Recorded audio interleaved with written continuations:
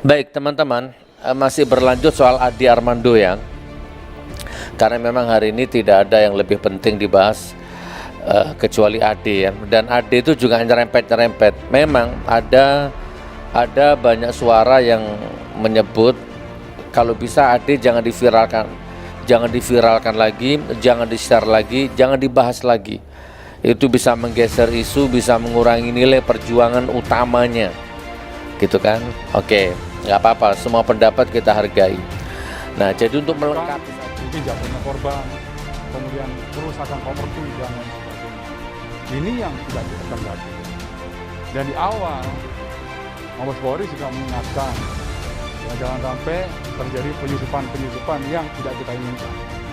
Kita sudah mewarning dan mahasiswa juga sudah melakukan protek dengan cukup baik.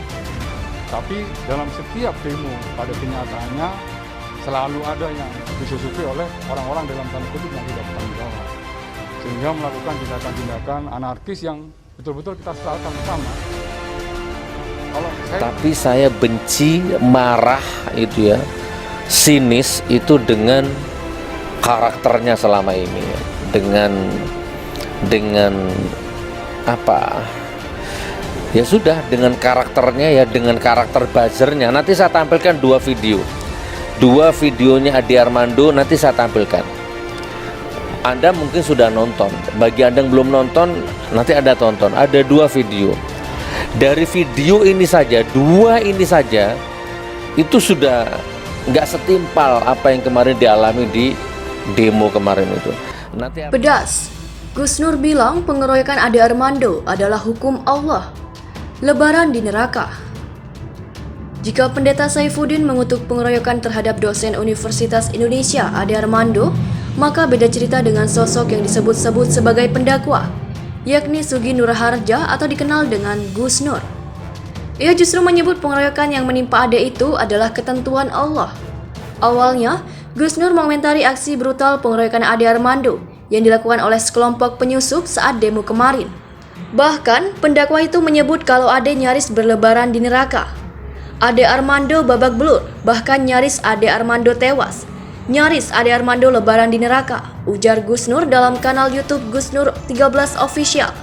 Dikutip Hops.id, Selasa 12 April 2022. Gus Nur juga mengaku bahwa dirinya masa bodoh dengan tanggapan dari para pendukung Ade Armando terhadap ujarannya ini. Sebab, menurutnya, sesama buzzer seperti Ade itu pasti akan saling mendukung. Sesama buzzer akan mengatakan pendemo anarkis, pendemo main hakim sendiri, terserah, aku hargai apapun pendapatmu. Sesama buzzer memang harus membela, lanjutnya. Lebih lanjut, ia meminta para buzzer untuk membuka mata selebar-lebarnya pasca kejadian pengeroyokan itu.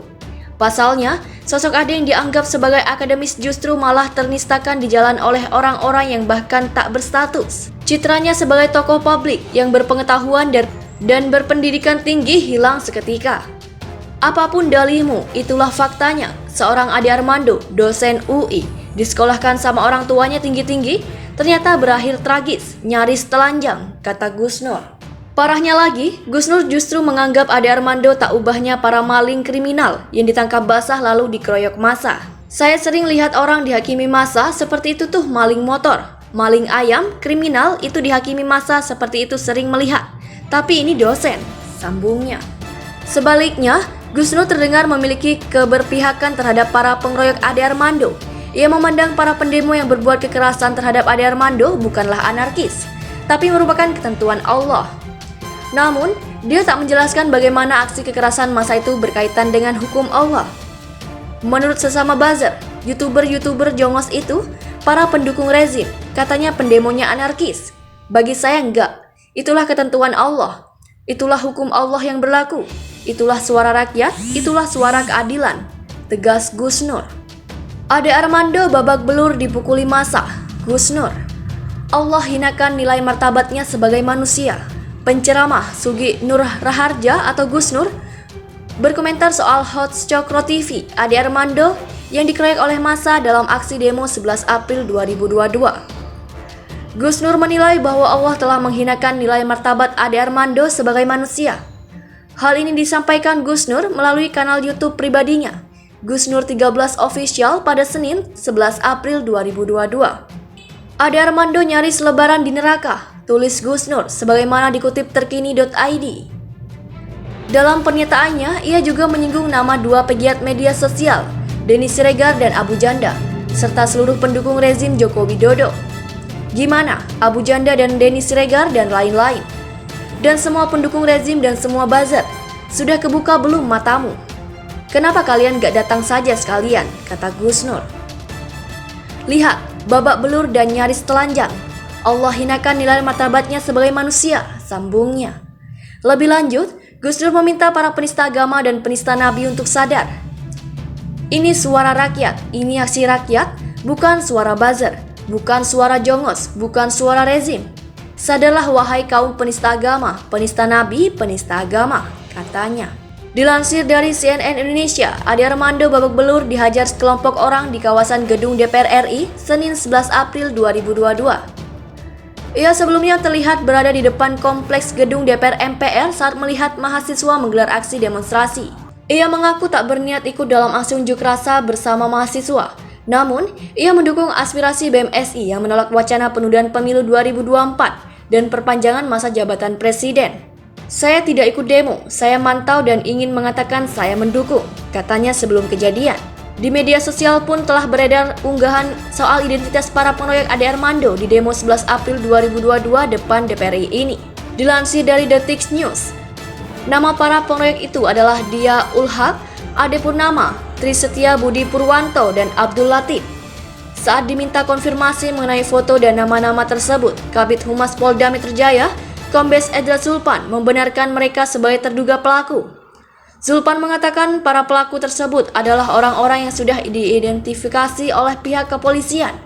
Itu orang-orang yang sudah kita identifikasi sebagai pelaku pemukulan, ujar Zulpan pada Senin 11 April 2022. Zulpan mengatakan keempat terduga pelaku pengeroyok Ade Armando ini akan segera ditangkap.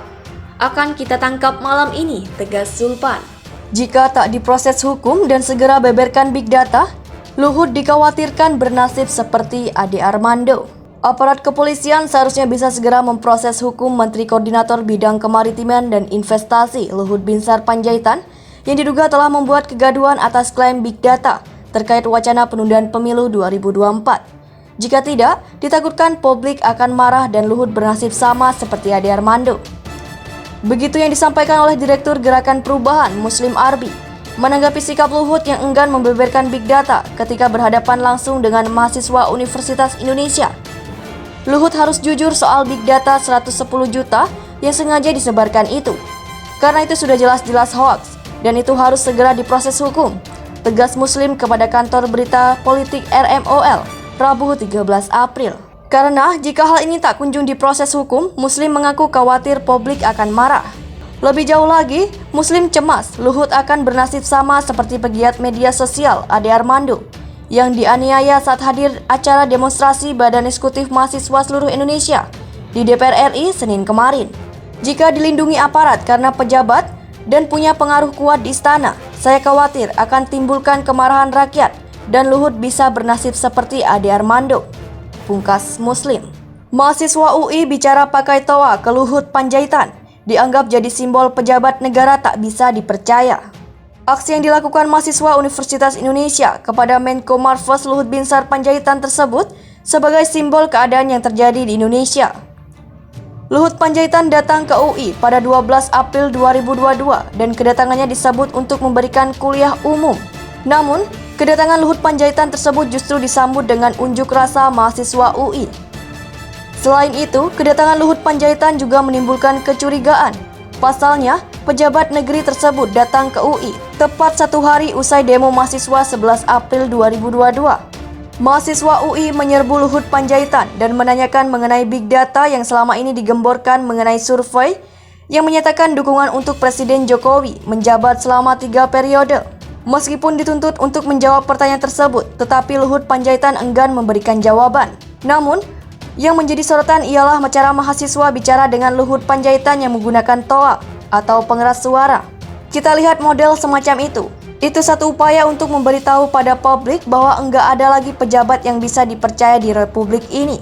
Bahkan diperlukan toa supaya enggak masuk telinga kiri keluar telinga kanan, kata pengamat politik Rocky Gerung dikutip dari pikiranrakyat.com dari YouTube miliknya. Melihat ke sisi lain, Rocky Gerung berujar jika Luhut Panjaitan berupaya untuk menjadi sosok yang bijaksana ketika bertemu dengan mahasiswa yang dianggap lebih muda daripada pria berusia 74 tahun itu. Pak Luhut seolah ingin menasihati karena dia lebih tua. Namun, di universitas tidak ada hierarki usia, yang ada kesetaraan argumen. Jadi jangan dalam hal ini memainkan kekuasaan untuk menekan orang di bawah. Itu cara berargumentasi yang buruk, seolah-olah beliau adalah senior lalu menasihati yang junior. Enggak boleh itu, ujar Rocky. Luhut kelabakan saat diminta buka big data oleh mahasiswa, Rocky Gerung. Dia berupaya sembunyikan kebohongan. Pengamat politik Rocky Gerung melayangkan kritik tajam kepada Menteri Koordinator Bidang Kemaritiman dan Investasi, Luhut Binsar Panjaitan, yang menolak membuka big data saat didesak oleh mahasiswa Universitas Indonesia. Sebagaimana diketahui sebelumnya, Luhut dihadang oleh mahasiswa UI saat hendak mengisi kuliah umum di UI. Mahasiswa UI mendesak Luhut untuk memberikan pernyataan tegas untuk menolak perpanjangan masa jabatan presiden. Selain itu, mahasiswa juga meminta Luhut untuk membuka big data soal masyarakat yang menginginkan pemilihan umum pemilu 2024 ditunda. Luhut justru dengan tegas menolak permintaan mahasiswa untuk membuka big data. Menurutnya, ia memiliki hak untuk tidak membuka big data kepada orang lain. Dengerin saya, kan saya punya hak untuk tidak men-share ke kalian ya. Nggak ada masalah kan, kenapa mesti ribut? Beda pendapat kan biasa, kata Luhut seperti dikutip dari YouTube News. Merespons sikap Luhut yang menolak membuka big data saat diminta mahasiswa, Rocky Gerung justru menilai bahwa klaim Luhut soal adanya big data hanya sebuah kebohongan. Luhut sebetulnya antara ngeyel dan berupaya menghindar dari pertanyaan, kata Rocky Gerung seperti dikutip kabar Besuki dari kanal YouTube pribadinya pada 13 April.